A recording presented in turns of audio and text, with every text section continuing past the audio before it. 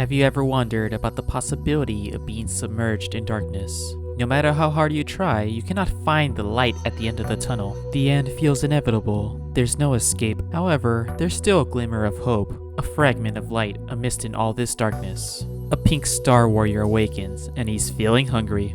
We might as well eat all our troubles away. Kirby, who says pink is not a manly color? This cute, lovable puffball has always been a favorite of mine. I've really enjoyed the majority of his games. I mean, his basic premise is so interesting. He sucks up enemies and copies their abilities to use against them. Though despite being cutesy and innocent on the surface, Kirby tends to delve into darker themes, especially towards the end of his games. But he's so cute. How can someone as cheerful as him cost so... I was first introduced to him through the original Super Smash Bros. On Nintendo 64. You know the series creator Masahiro Sakurai, right? He's the one who created Kirby as well. Kirby was originally created as a blob placeholder sprite when HAL Laboratories started to design a game for the Game Boy. He had the nickname Popopo, but was later changed to Kirby. Sakurai doesn't remember how he got his name though. But people believe that Kirby may have been named after the Kirby Company, who specializes in creating vacuum cleaners. You know, I keep referring to Kirby as a boy, but actually in Japan, his gender was never really known. He's considered gender neutral, but in the West, he's always been labeled as a boy. Though during early development, there was debate on what color he was actually supposed to be. According to Sakurai, Kirby was always originally supposed to be pink, but Shigeru Miyamoto wanted him to be yellow. And when Kirby's Dream Land was ported to the US, they were confused on what color he was supposed to be. So they colored him white, but I'm glad they chose the design that we know today. It's so iconic. Even though his design is so simple, I just can't help but admire its style. I haven't really grown up playing his games on the Game Boy, NES, or the Super Nintendo, but I've always been fond of his character. I really enjoyed playing as him in Smash 64. It drove me into trying out my first Kirby game on the system, called Kirby 64. Yeah, this was when Nintendo decided to put the number 64 in most of their titles. This game was originally developed for the Nintendo 64 DD, but they quickly changed their minds once they saw how poorly it sold. I really adored this game. The colorful environments, the music, the gameplay mechanics was just so enthralling. Though I wonder if it's still fun to go back to today. There's only one way to find out.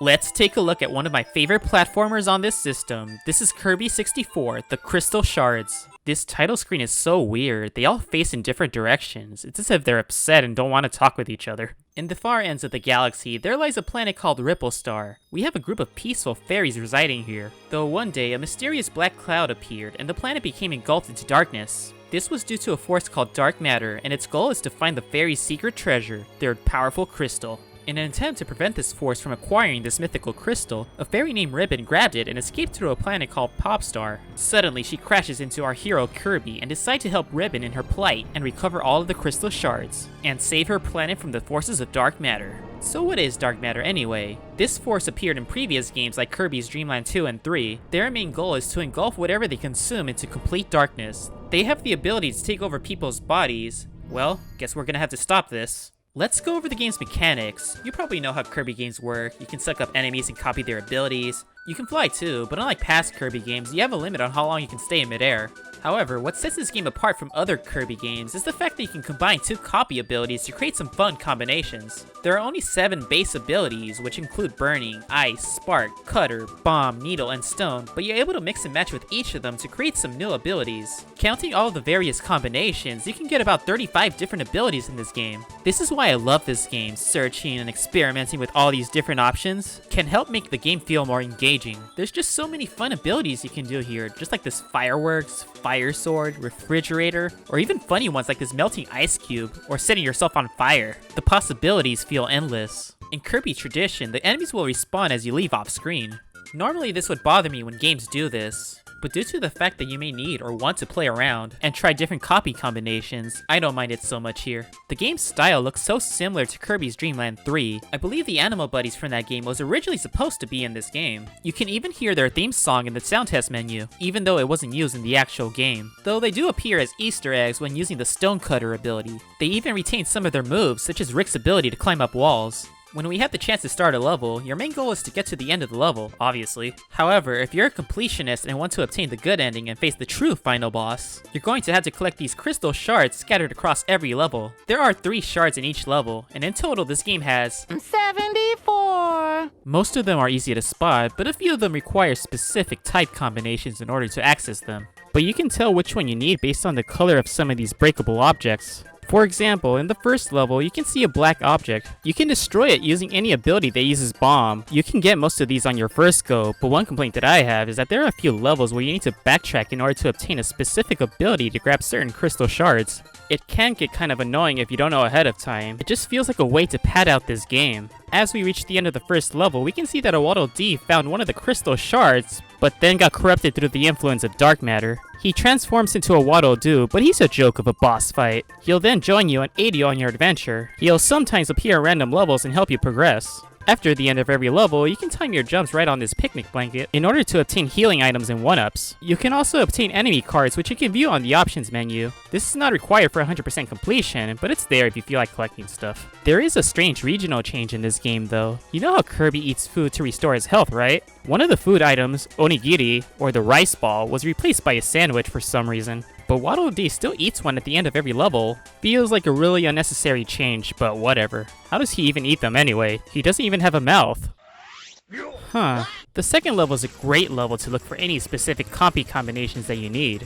Every ability is on this level, and if you press start and click try again, then you'll still keep the ability and go back to the level select screen. It's really useful if you need to go back and collect a crystal shard that requires certain abilities. At the end here, you'll encounter this painter girl named Adeline, who was also corrupted by dark matter. She bears similarities to a character named Ado from Kirby's Dream Land 3. I'm not sure if this is the same person, but in that game, she paints enemies to attack Kirby as well. After she's defeated, she'll also join you on your adventure. You can see her in certain levels. She can paint you some healing items if you're low on health, or even give you a 1-up if you're full. Surprising that we haven't seen her in so many years until an update came in Kirby Star Allies, adding her as a playable character. If you move on to stage 3, you can encounter King Dedede at his castle, and guess what? He also got corrupted. What a surprise. Strangely, King Dedede's theme is not in this game unfortunately, but after you beat him, he reluctantly joins your party. He can help you get across in certain sections in this game by destroying obstacles with his hammer. Each of your companions were planned to be playable at one point, but the idea was later scrapped throughout development. Don't worry guys, you'll get your time to shine in future games. Surprisingly, there's no Meta Knight in here. Honestly, I think he would make a cool addition here, but whatever. After you complete each level in a given world, you'll then encounter the boss. In this case, we have Wispy Woods and Popstar. And may I say, I really love this boss music. It's always been one of my favorite themes in the franchise. Though for some reason, this game doesn't have the classic dance and music that he always does when he completes a level. But you can find his victory theme in the sound test, even though it never gets used in the actual game. He only says hi to you instead. Once we're finished with Popstar, we can move on to other stars. They include Rockstar, Aqua Star, Neo Star, Shiver Star, and eventually Ripple Star itself. There are a great variety of stages here ranging from humid deserts, lush jungles, toy factories, and many more. For an N64 game, I still think this game looks beautiful. This definitely ages better than most of the other games on this system, and it runs great too. Though personally, I find Kirby to be a bit too sluggish. Even moving at top speed, I feel like he doesn't move that fast. Now, I'm not sure if it's just because I'm a Sonic fan, but this game feels a bit slower paced compared to some of Kirby's other games. The cutscenes here are really charming though. I really love their interactions, and they can be pretty humorous. As we reach towards Ripple Star, we can see that it's almost fully engulfed by the forces of dark matter. Once we reach towards the end, we can encounter this boss called Miracle Matter. You can't damage him normally, you can only hurt him using the element he's currently using. I've always had a hard time beating him when I was younger, but he's not too bad. If you beat him without collecting all of the crystal shards though, then you'll get the bad ending. Everything looks all normal until you realize the Fairy Queen is still corrupted by dark matter. However, if you collect all of the shards, then this crystal will shoot a laser beam on the Queen's booty, exposing the dark matter that was inside her. You should really learn how to wipe properly. Kirby calls his trusted Warp Star, and then we head our way to the final destination, the Dark Star. After getting help from all of our allies, we team up with Ribbon to fight the final boss of this game, Zero 2.